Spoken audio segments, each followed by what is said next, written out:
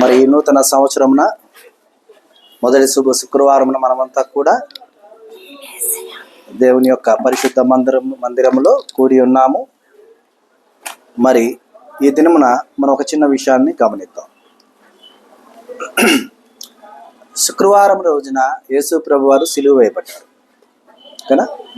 శనివారం రోజంతా కూడా ఏ విధమైనటువంటి విధానము లేదు. ఆదివారం ఆయన పునరుద్ధానుడు అయ్యాడు. అవునా? అంటే మనం శనివారం నిలబడి చూసినట్లయితే శుక్రవారం శనివారానికి ఎప్పుడమ్మా? శనివారం రోజున శుక్రవారం ఏమంటాం మనం? నిన్న. శనివారాన్ని ఆ రోజు ఏమంటాం అంటే నేడు. ఆదివారాన్ని రేపు. అంటే నిన్న, నేడు, రేపు. ఓకేనా? అంటే నిన్నటి రోజున నా నిమిత్తము యేసు ప్రభు వారు రక్తాన్ని చిందించి నాకు రక్షణ దయచేశారు. నేడు ఆ రక్తధారులకు సాటి అయిన సాక్షిగా నేను నిలబెట్టుకున్నాను. రేపు నాకు పునరుద్ధానము కలుగును. మరి ఈ యొక్క మధ్యలో ఉన్నటువంటి ఆ 24 గంటల్ని మనం గనక గమనిస్తే మనము నిలబడగలిగిన విధానాన్ని రుజువు చేసే పరిమాణాన్ని కలిగేటటువంటి ప్రామాణికాన్ని కలిగేటటువంటి దినంగా మనం భావిస్తాం. 24 గంటలు. ఒక రోజు అంటే 24 గంటలే కదా. శుక్రవారం రోజున యేసు ప్రభు వారు శిలువ యాగం గావించారు. ఓకే, 24 గంటల సమయం నాకు ఇచ్చారు. ఎందు నిమిత్తం? నా సాక్ష్యాన్ని నేను నిలబెట్టుకోవడానికి. ఎందుకని? ఈ 24 గంటలు కూడా ఒక్కొక్క గంట ఒక్కొక్క పెద్ద. ఎవరా పెద్ద? 24 మంది పెద్దల్లో ఒక్కొక్క పెద్ద ఒక్కొక్క గంట నన్ను గమనిస్తూ నా నిమిత్తం రిపోర్ట్ రాస్తూ, ఆ రిపోర్ట్ అంతా కూడా ఆదివారం ఉదయమున దేవునికి అందిస్తే ఆ పునరుద్ధానమందు నేను ఉన్నానో లేనో, అంటే ఆ పునరుద్ధానంలో నేను ఉన్నానో లేదో తెలియచెప్పేటటువంటి విధానం కలిగి ఉంటుంది. కాబట్టి ఆ యొక్క సాక్ష్యం అంటే ఇక్కడ శుక్రవారము ఆదివారం మధ్య 24 గంటలే కదా, ఒక్కరోజే కదా, ఎవరైనా మారుతారు, ఒకరోజు ఎవరైనా కంట్రోల్ చేసుకుంటారు అని మనం అనుకోవచ్చు. కానీ మనం గమనించాల్సిన విషయం ఏంటంటే, నేను రక్షణ తీసుకున్న దినము నుండి పునరుద్ధానం అయ్యే దినం వరకు మధ్యలో ఉన్నటువంటి దినములన్నీ కూడా 24 గంటలతో సమానం. అర్థమైందా? ఒక్కరోజే కదా 24 గంటలు. నన్ను ఎవరు చూశారు, నన్ను నేను పర్ఫెక్ట్గా చేసుకున్నా, ఒక్కరోజే కదా అనుకునే కుదరదు. ఎందుకని? శుక్రవారం నుండి ఆదివారం వరకు మధ్యలో ఉన్నటువంటి 24 గంటలంటే నీ అంటే నీ క్రీస్తులో నీ జననం నుండి క్రీస్తునందు నీ నిద్రించే వరకు. అర్థమైందా? ఈ మధ్య ఉన్న వ్యత్యాసం అంతా కూడా ఏమై ఉందమ్మా? నీ 24 గంటల రిపోర్ట్స్ అయి ఉన్నాయి. ఆ రిపోర్ట్స్ ఇచ్చేవారు ఎవరు? 24 మంది పెద్దలు. అందు నిమిత్తం పరిశుద్ధ గ్రంథం నుండి నేటి దినమున మనం ఒక లేఖనాన్ని పరిశీలిద్దాం. చూడండి, అపోస్తలుడైన పౌలు కొరింథీయులకు రాసిన 2వ పత్రిక 6వ అధ్యాయము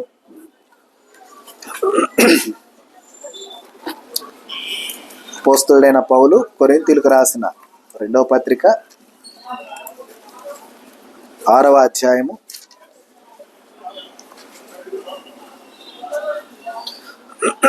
2వ వచనం చూడమ్మా. అనుకూల సమయమందు నీ మొరను ఆలకించితిని, రక్షణ దినమందు నిన్ను ఆదుకొంటిని అని ఆయన చెప్పుచున్నాడు కదా. ఇదిగో ఇప్పుడే మిక్కిలి అనుకూలమైన సమయం, ఇదిగో ఇదే రక్షణ దినం. అనుకూల సమయమందు నీ మొర ఆలకించితిని అంటే నిన్న నాకు కష్టం ఉంది, నిన్న నాకు బాధ ఉంది, నిన్న నేను దిగులుతో ఉన్నా, నిన్న నేనెంతో వేదనతో ఉన్నా. నేడు లేను, నేనెంతో సంతోషంగా ఉన్నా. అయితే రేపు నేను ఆ సంతోషాన్ని నిలబెట్టుకునేవాడుగా ఉండాలి. అర్థమైందా? ఏనాటికీడు ఆనాడే అయినను రేపటి మేలు కొరకు ఆశ కలిగి ఎదురుచూచి ఆయన సత్య మార్గమందు సరైనటువంటి విధానంలో సంచరించగలిగినటువంటి వారు ధన్యులై ఉండెదరు. ఎందు నిమిత్తము అంటే వారు దేవుని కొరకు ప్రతిష్ఠించబడినటువంటి వారుగాను, ఆయన యొక్క లేఖనాల్ని, ఆయన యొక్క సమస్తమును ప్రచురపరిచే వారుగాను ఉంటారు. కాబట్టి మరి ఆ రీతిగా ఉండాలంటే మనం ఎలా ఉండాలి? అత్యంత సమీపంగా ఉండాలి దేవునికి. అర్థమైందమ్మా? ఇప్పుడు మనం చూడండి, మన ఇళ్ళల్లో పని వాళ్ళు ఉంటారు, ఇంట్లో పనిచేసి వెళ్ళిపోయే వాళ్ళు ఉంటారు. మన ఇంటి సంగతులు, మన ఇంటి గుట్టంతా ఇంకో ఇంట్లో ఎలా తెలుస్తుంది? వీళ్ళు ఎక్కడి నుంచి అక్కడ చేరవేస్తారు. చేరవేస్తారంటే వీళ్ళు వేరే ఉద్దేశంతో చేరవేస్తారని కాదు అర్థం. వీళ్ళకి బాధ కలిగి ఉండొచ్చు, అయ్యో మా యజమానురాలు బాధపడుతుంది అని ఆ బాధని పంచుకోవటం కావచ్చు. కొందరైతే ఇక్కడ మాటలు అక్కడ, అక్కడ మాటలు ఇక్కడ చెప్పే విధానంతో ఉంటారు. అయితే ఆ ఇంటి విషయాలు నీకు ఎలా తెలుస్తున్నాయి? ఆ ఇంట్లో నీకు పరిచారం చేస్తున్నావు కాబట్టి, ఆ యజమానులు నీకు అత్యంత సమీపంగా ఉన్నారు కాబట్టి నీకు తెలుస్తున్నాయి. అవునా? అలాగే దేవుని గృహమందు మనం పరిచారకులమై ఉన్న ఎడల, ఆయనతో అత్యంత సన్నిహిత్యాన్ని మనం కలిగి ఉన్న ఎడల, ఆయన సమస్తము మనకు బోధించుటకు ఎప్పుడు కూడా సిద్ధంగా ఉంటాడు. అయితే ఈ లోకపరమైనటువంటి ఆ ఇంటి గుట్టు ఈ ఇంటికి, ఈ ఇంటి గుట్టు ఆ ఇంటికి చేరవేసే విధానంలో నీ మీద ఏమైనా నేరస్థాపన జరగచ్చు. కానీ పరమందు అంటే పరలోకమందు ఆయన ఇంటి గుట్టును గనక మనము ప్రచురపరిచేవారుగా ఉంటే అనేకులు దేవుని యొక్క మహిమను చూచేవారుగా ఉంటారు. అయితే ఆ విషయాలు తెలియాలని మనం ఎలా ఉండాలి? అత్యంత సమీపంగా ఉండాలి. అర్థమైందా? అందుకని అనుకూల సమయమందు నీ మొర ఆలకించి తిని రక్షణ దినమునందు నిన్ను ఆదుకుంటుని అని ఆయన చెప్పుచున్నాడు కదా. అది ఎప్పుడు? ఇదిగో ఇప్పుడే మిక్కిలి అనుకూలమైన సమయము, ఇదిగో ఇదే రక్షణ దినం. అర్థమైందా? నువ్వు ఎప్పుడైతే మారాలని నిశ్చయించుకుంటావో, ఎప్పుడైతే మారు మనసు పొంది ఉన్నావో అప్పుడే నువ్వు రక్షించబడ్డావు. అర్థమైందా? మరి బాప్తీసం తీసుకోపోవటము అనేది ఎందుకు? నిత్యరాజ్య వారసత్వానికి. కానీ నీవు బాప్తీసం తీసుకోవటం అనేది ఎంతో ప్రాముఖ్యతను సంతరించుకున్న విధానం. ఎందుకంటే నమ్మి బాప్తీసం పొందిన వారు రక్షింపబడతారు. అర్థమైందా? రక్షింపబడాలా వద్దా మనం? అమ్మా, నిన్న నా కొరకు యేసు ప్రభు వారు ఏం చేశారమ్మా? ఈరోజు మనం సజీవులంగా ఉన్నాం కదా, బ్రతుకున్నామని వాళ్ళ చేతులు అదండి. ఏంది సెలవు మీ లేట్గా ఎత్తుంది? ఇప్పుడు మనం బ్రతికే ఉన్నాం కదా, అవునా కదా? మరి ఎందుకు డౌట్? ఎందుకు సెలవు మీకు? నాకు అర్థం కాల. సరే, ఈరోజు బ్రతుకున్నాం, నిన్న కూడా బ్రతికే ఉన్నాం, రేపు ఉంటామా అంటే చెప్పలేం. May not be. ఓకే, ఉండొచ్చు, ఉండకపోవచ్చు. నిన్న నా కొరకు యేసయ్య ఏం చేశారు? శిలువయాగం గావించారు. ఎందుకంటే ఈ రోజు కాదుగా జరిగింది. ఈరోజు అంటే నేను చూడాలి, నేను చూడలేదు కదా. అంటే నిన్న జరిగింది, అంటే నా పుట్టుకకు ముందు జరిగింది నా కొరకు నిన్న. నేను సజీవంగా ఉన్న రోజులన్నీ కూడా నేడే. అర్థమవుతుందా? నేను చెప్తుందా అర్థమవుతుందా? నేను బ్రతికి ఉన్న దినములన్నీ కూడా నేడే, అంటే ఈ రోజే. ఎందుకంటే నిన్న నేను చూడని సమయమందు నా కొరకు రక్షణ ఇచ్చాడు, అది నేను చూడలే. కాబట్టి నిన్న నేను నాకు ఊహ తెలిసో లేకపోతే నేను ఈ భూమి మీదకి వచ్చిన దినం నుండి ఈ భూమి మీద నుంచి నా దేహాన్ని విడిచే వరకు కూడా నేడు. రేపేంటి? అయితే నేను నిత్యరాజ్యానికి వెళ్ళాలి, లేకపోతే నేను పాతాళానికి వెళ్ళాలి. ఈ రెండే కదా. నెక్స్ట్ రేపున్నవి ఈ రెండే. అయితే యేసు ప్రభు వారు ఏ రీతిగా శిలువయాగం గావించారో, ఎందుకంటే ఇక్కడ ఏమని చెప్తూ ఉన్నారమ్మా? ఇదిగో ఇప్పుడే మిక్కిలి అనుకూలమైన సమయము, రక్షణ పొందుటకు నీకు ఇదే మంచి అవకాశము అని చెప్తూ ఉన్నాడు. చెప్తూ ఏమంటున్నాడు?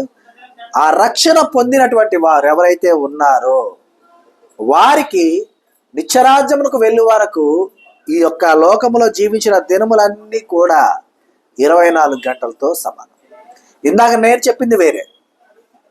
నేనేం చెప్పాను? నేను పుట్టక ముందు నిన్న నా కొరకు యేసయ్య రక్తం చిందించారు. నేను పుట్టాను గిట్టే వరకు కూడా నేడు. నా ఉద్దేశంలో, ఎవరికి వారి ఉద్దేశంలో బ్రతుకున్నంత కాలం అంతా కూడా నేడు. నెక్స్ట్ రేపు అనేది ఏం జరుగుద్ది అనేది ఆ తర్వాత స్థిరపరచబడుతుంది. అయితే అది మానవుని యొక్క లెక్క. దేవుని యొక్క లెక్క, నిన్న నీ కొరకు నేను రక్తం చిందించా, నేడు ఈ 24 గంటలు, ఏ శనివారం అయితే యేసు ప్రభువారు 24 గంటలు మరుగై ఉన్నదో ఆ 24 గంటల సమయము మానవుని యొక్క సమస్తమును పరీక్షించుటకై 24 మంది పెద్దల చేత పరీక్షింపబడుచున్నటువంటి వారి యొక్క ఇన్విజిలేషన్లో పరిశీలించుతున్నటువంటి విధానం, పర్యవేక్షిస్తున్నటువంటి విధానం రక్షణ పొందిన కాడి నుంచి గమనించండి. దేవుని యొక్క లెక్కలో నిన్న నేడు రేపు నువ్వు రక్షణ పొందిన ఆ సమయం నుండి ఆ పునరుద్ధానం వరకు నేను పరీక్షించబడుతుంది. పరీక్షించబడినప్పుడు నీ సాక్ష్యాన్ని నువ్వు నిలబెట్టుకుంటే, నా సాక్ష్యాన్ని నేను నిలబెట్టుకుంటే పునరుద్ధానమందు నేను క్రీస్తుతో పాటు ఏం చేయబడతానమ్మా? లేపబడతాను. లేదంటే విడవబడతాను. అర్థమైందా? దేవుని యొక్క లెక్క, మానవుని యొక్క లెక్క. మానవుని యొక్క లెక్క ఎట్లా ఉండదు తెలుసా? అబ్బా ఇప్పుడు ఏముందిలే, చనిపోయే ముందు 1 రోజు ముందో 2 రోజుల ముందో యేసయ్యా నన్ను క్షమించంటే క్షమించేస్తాడు కదా, అప్పుడు మారదాంలే, అప్పుడు వరకు నా దేహమా తినుము తాగుము సుఖించుము సంతోషించుము ఆనందించుము అనుకుంటే, నేడు నీ ప్రాణమును దేవుడు అడిగినప్పుడు నీకు అవకాశం ఉందా? మారే అవకాశం ఉందా? ఉందమ్మా? లేదు. మరి మారే అవకాశం లేనప్పుడు నువ్వు ఎలా ఉండాలి? కరెంటు పోతుంది అని తెలిసినప్పుడు మనం ఎలా ఉండాలమ్మా? సిద్ధపడి ఉండాలా లేదా? ఉండాలి లేదా? ఉండాలి. సిద్ధపడి ఉండాలంటే నువ్వేం చేయాలి? మొదట నీ అవసరత ఏంటో తెలుసుకోవాలి. తెలుసుకున్న తర్వాత భద్రపరచాలి. భద్రపరిచింది ఎక్కడో నువ్వు గుర్తెరిగి ఉండాలి. అది మెయిన్. ఒక సీసాలో కిరోసిన్ పోసి ఒత్తి పెట్టి, బట్టి లేడుగా, ఒత్తి పెట్టి సిద్ధపరచుకున్నాం, అగ్గి పెట్టిన పక్కన పెట్టుకున్నాం, ఓకేనా? కరెంటు పోయిందని తెలుసు. మరి మనం గుర్తుగా ఒక చోట పెడితే మనం దాన్ని వెళ్ళి తెచ్చుకొని ఉపయోగించుకుంటామా? అది ఎక్కడ పెట్టామో గుర్తులేదు, కరెంటు పోయింది, చీకటి అయిపోయింది, మనం దాన్ని వెతుక్కుంటున్న క్రమంలో కాలు తగిలి కింద పడి పగిలిపోయింది, ఉపయోగపడుద్దా? పడదు. అంటే ఏమేమి ఉండాలి మనకు? మొదటగా గుర్తెరిగిన వారుగా ఉండాలి, గమనించండి. తర్వాత అవసరత తెలిసిన విధానంలో ఏమి అవసరమో తెలుసుకొని ఉండాలి. తర్వాత బాధ్యత. ఏంటా బాధ్యత? బాధ్యత అంటే ఏమి లేదు, ఎక్కడ భద్రపరిచామో దాన్ని గుర్తుగా ఉంచుకోవడమే బాధ్యత. తర్వాత నేరుగా దాని దగ్గరికి వెళ్ళి తెచ్చుకుంటాం. తెలిసిన చోట అంటే చూడండమ్మా, మీ ఇళ్లలో మీరు తవుడుకుంటారా? చీకట్లో ఎక్కడ ఏది పెట్టారో మీకు తెలుసు కాబట్టి మీరు తవుడుకోరు. వేరే ఇంటికి వెళ్తే మీ ఇంట్లోనే మీరు తవుడుకుంటున్నారంటే ఏమని అర్థం? మీ ఇంట్లో మీరు ఏది ఎక్కడ పెట్టారో మీకు తెలియదనేగా, అవునా కదా? ఎలా ఉండాలి మనం? ఏది ఎక్కడ పెట్టామో, ఏది ఎప్పుడు అవసరమో అది మనం గుర్తెరిగిన వారుగా ఉండాలి. అంటే ఇక్కడ ఏమీ లేదు. అవసరత అనగా ఏంటంటే నీ ఆత్మ పదిలపరుచుకునేది నీకు అవసరం. బాధ్యత అంటే ఏంటంటే క్రీస్తు కొరకు ప్రచురపరిచే విధానం నీ బాధ్యత. అర్థమైందమ్మా? జాగ్రత్త అంటే ఏంటంటే నీ దివిటీని పగిలిపోకుండా చూసుకోవడం నీ బాధ్యత. అర్థమైందా? మరి వీటన్నిటిని కూడా జాగ్రత్త చేసుకుంటేనే మనం ఏం చేస్తాం? ఆ యొక్క సమయంలో ఉపయోగించుకుంటాం. భద్రపరచకపోతే ఉపయోగించుకుంటామా? ఉపయోగించుకుంటాం. అలాగే వెలుగుతున్న నీ ఆత్మ వెలుగుతూనే ఉండాలంటే, అంటే వెలగడం అంటే అర్థం ఏంటి? జీవించుతూ ఉన్నట్టు అని అర్థం. జీవించుతున్న నీ ఆత్మ జీవిస్తూనే ఉండాలి అంటే కనుక నువ్వేం చేయాలంటే నీ ఆత్మను పదిలపరచుకోవాలి, భద్రపరచుకోవాలి. ఈ 24 గంటల పరీక్షలో నువ్వు నెగ్గాలి. మరి నేను నెగ్గగలను అనే వాళ్ళం ఎంతమంది ఉన్నాం? సార్ చేతులు ఎత్తండి. నేను నెగ్గుతాను. అమ్మా బాప్తీసం తీసుకున్న వాళ్ళే 24 గంటల దాంట్లో ఉండేది. నెగ్గాలి. నెగ్గటం అంటే జయించడం అని కదా అర్థం. లోకాన్ని జయిస్తాం, కానీ నెగ్గటం అంటే ఏంది? పరలోకాన్ని పొందటం. అర్థమైందా? 24 మంది వేసే మార్క్స్ నీకు పాస్ మార్క్స్ ఇస్తే ఉపయోగం లేదు, ర్యాంక్ రావాలి. అర్థమైందా? ర్యాంక్ రావాలంటే ఎలా ఉండాలి? పొద్దున్నే 3 గంటలకు లేచి బైబిల్ చదువుకుంటూ కూర్చోవాలి, మళ్ళీ అర్ధరాత్రి 3 దాకా, అంతేనా? బట్టి పట్టాలి, అంతేనా? కాదు. దేవుడు అంటే ఏంటో తెలుసుకోవాలి, దేవుని యొక్క మార్గం అంటే ఏంటో తెలుసుకోవాలి, దేవుని యొక్క నడిపింపు అంటే ఏంటో తెలుసుకోవాలి, దేవుళ్ళు ఎదగడం అంటే ఏంటో తెలుసుకోవాలి, దేవుళ్ళు ఫలించడం అంటే ఏంటో తెలుసుకోవాలి, దేవుళ్ళ అభివృద్ధి అంటే ఏంటో తెలుసుకోవాలి. ఆ తర్వాత దేవునితో సంచరించడం అంటే ఏంటో తెలుసుకోవాలి, దేవునితో ముచ్చటించడం అంటే ఏంటో తెలుసుకోవాలి. అర్థమైందా? ఆ తరువాత దేవునితో వర్ధిల్లడం అంటే ఏంటో తెలుసుకోవాలి. దేవునితో, గమనించండి, దేవునితో వర్ధిల్లడం అంటే ఏంటో తెలుసుకోవాలి. దేవుని రాజ్యమందు సింహాసనాన్ని ఎలా అధిష్ఠించాలో తెలుసుకోవాలి. అవి తెలుసుకోవాలి అంటే మనం ఎలా ఉండాలి? మన అనుకూల సమయం ఏంటో అది మనం గుర్తెరిగిన వారుగా ఉండాలి. కానీ దేవుడే ఉంటాడు, ఇప్పుడే మిక్కిలి అనుకూల సమయం అంటున్నాడు. ఎందుకంటే నువ్వెప్పుడు పిలిచినా పలుకుతాడు ఆయన, నువ్వెప్పుడు అడిగినా చెప్తాడు ఆయన, నువ్వెప్పుడు తట్టినా తీస్తాడు ఆయన, నువ్వెప్పుడు వెతికినా దొరుకుతాడు ఆయన. అర్థమైందమ్మా? అంతేగాని నాకు ఒక సమయం ఉంటుందిలే, అనుకూలమైన సమయం వస్తుందిలే, వచ్చాక చూద్దాంలే అనుకుంటే కుదురుద్దా? కుదరదు. కాబట్టి గమనించాలి, మనం దేవుని కొరకు ప్రతిష్ఠించబడిన వారు, ఆయనని ప్రచురపరిచేవారు, ఆయన్ని మహిమపరిచేవారు. అర్థమైందమ్మా? కాబట్టి మనం ఎలా ఉండాలి? ఏ సమయాన్ని కూడా పోగొట్టుకునేవారుగా ఉండకూడదు. ఎందుకని మనం ఏడున్నాం? మనం ఏ రోజులో ఉన్నాం? మనం ఏ రోజులో మనం ఉన్నాం? నిన్నలో ఉన్నామా, రేపులో ఉన్నామా?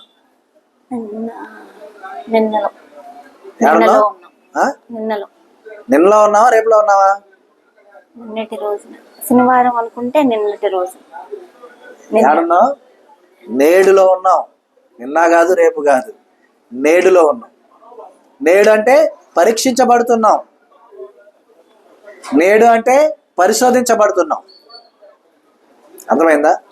కాబట్టి ఈ పరీక్షలోను పరిశోధనలోను మనం ఏంటో ప్రూవ్ చేసుకునేవారుగా మనం ఉండాలి.